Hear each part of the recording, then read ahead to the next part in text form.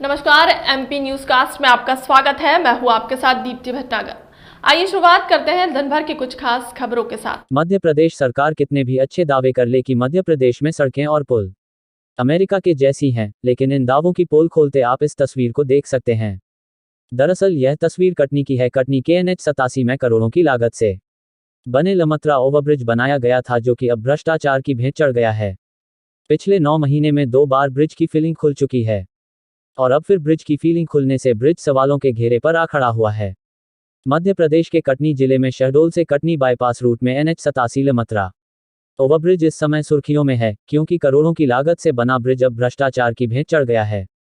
इसकी दोनों तरफ की फिलिंग खुल गई है और साइड की दोनों तरफ की दीवार ढह गई और ब्रिज का मलबा पिलर सहित सड़कों पर मटीरियल गिर गया है। देर रात यह हादसा हुआ है। गनीमत रही कि जब भी हादसा हुआ तब वहां पर कोई भी मौजूद नहीं था, लेकिन सुबह होते ही प्रशासन के आला अधिकारी मौके पर पहुंच गए और ठेकेदार के साथ बातचीत कर इसे बनाने की बात करने लगे। कटनी कलेक्टर प्रियंक मिश्रा ने साफ तौर पर कह दिया कि प्रक्रिया पर है, इससे दोबारा बनाई जाएगी। लेकिन जब उनसे सवाल किया गया कि साहब लापरवाही तो हुई है, जो कि फिलिंग बार बार खुल जा रही है, इस पर कलेक्टर साहब ने ठेकेदार का बचाव करते हुए कह दिया कि ठेकेदार के द्वारा बनाया जाएगा। अगर हम थोड़ा इसके पूर्व 2019 और 2020 की बात करें तो कटनी मुड़वारा के विधायक संदीप जायसवाल ने इस ब्रिज को लेकर विधानसभा प्रश्नों भी लगाए थे कि जो ब्रिज का मेंटेनेंस गारंटी है वह तो पुरानी एजेंसी करेगी, क्योंकि जब ब्रिज बन रहा था तब इसे MPRDC के द्वारा बनाया गया था, लेकिन बाद में इसको NHAI के द्वारा ले लिया गया और फिलिंग का काम किया गया, लेकिन पुरानी एजेंसी इसकी मेंटेनेंस को करेगी। लेकिन सबसे बड़ा सवाल खड़ा होता है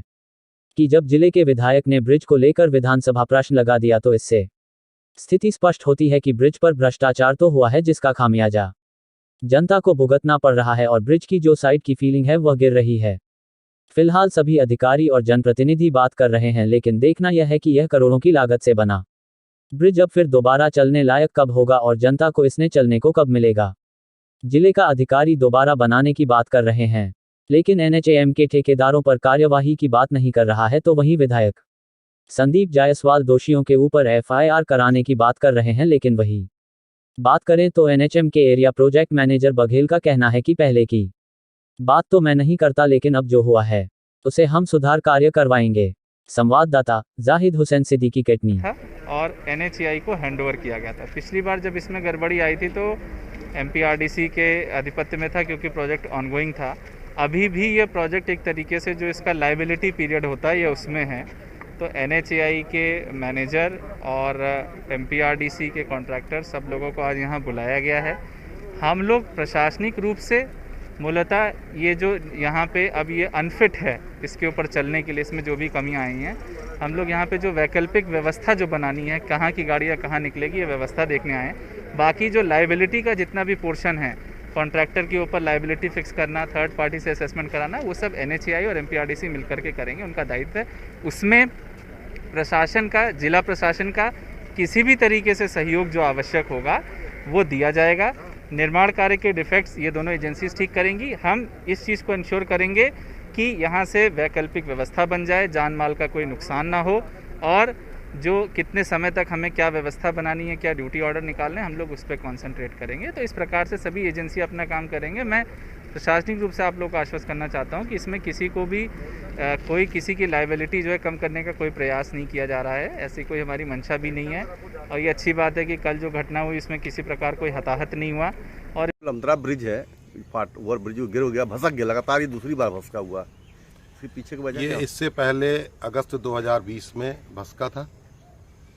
जुलाई 2019 में मैंने जो रिपेयरिंग वगैरह थी उसको लेके विधानसभा प्रश्न भी लगाया था। उसके जवाब में मुझ प्रश्नकर्ता की सहभागिता के साथ निरीक्षण करने के निर्देश हुए थे। उसके बाद सितंबर 2020 में मैंने फिर विधानसभा प्रश्न लगाया था। एक ध्यानाकर्षण लगाने का भी प्रयास किया था, लेकिन दुर्भाग्यवश नहीं लग पाया था वो। और इसमें लगातार मेरे द्वारा इसके जो भी इसकी स्थितियाँ उसके लिए मेरे द्वारा प्रयास किए जाते रहे हैं। और अभी फिर मैंने बात की, कल रात को कलेक्टर कटनी से बात की मैंने, और आज सभी अधिकारी यहाँ पर उपस्थित हुए। ये पहले MPRDC द्वारा निर्मित किया गया क्षेत्र है ये, और सड़क और ओवरपास ओवरब्रिज सभी MPRDC ने बनाए थे। और अब ये ये MPRDC के बनाने के बाद NHAI को इसको दे दिया गया है और NHAI के आज अधिकारी बाजल जी वगैरह यहाँ पर आए हुए हैं। मैंने उनको सारी चीज़ें दिखाई, आप भी देख रहे होंगे कि जो गिर गया वो ठीक है। इसके अलावा यहाँ पर ये जो तथाकथित बीम है और उसके बीच में गैप आ गया, यानी ये सारा पोर्शन गिरने की स्थिति में है।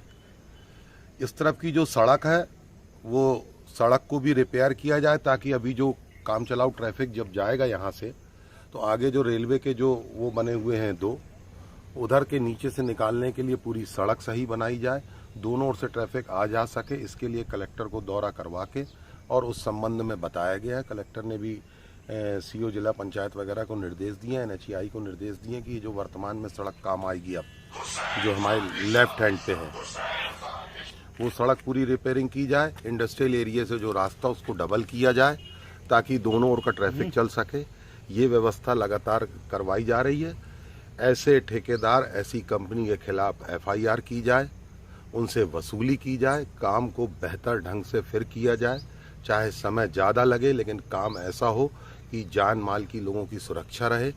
कोई बड़ी घटना, भगवान की दया है कि कोई बड़ी घटना नहीं घट पाई, लेकिन कहीं ना कहीं तकनीकी विभाग के अधिकारियों को अपनी जवाबदारी स्वीकार करनी पड़ेगी कि कैसा मजाक बन गया है ये ओवरब्रिज और ये सड़क कि बार बार यहाँ पर काम चलता रहता है। 4 साल का उसका मेंटेनेंस का अगर उसके शर्त है तो मैंने अधिकारियों से यह भी कहा है कि ऐसा ना हो यही कर करके 4 साल निकल जाएं और 4 साल बाद वो हाथ खड़े कर दे और हम कुछ भी ना कर पाए, गवर्नमेंट फिर से यही सब करती रहे। कितनी लागत से बना हुआ था ये? अब लागत बहुत पुरानी हो गई बात यार।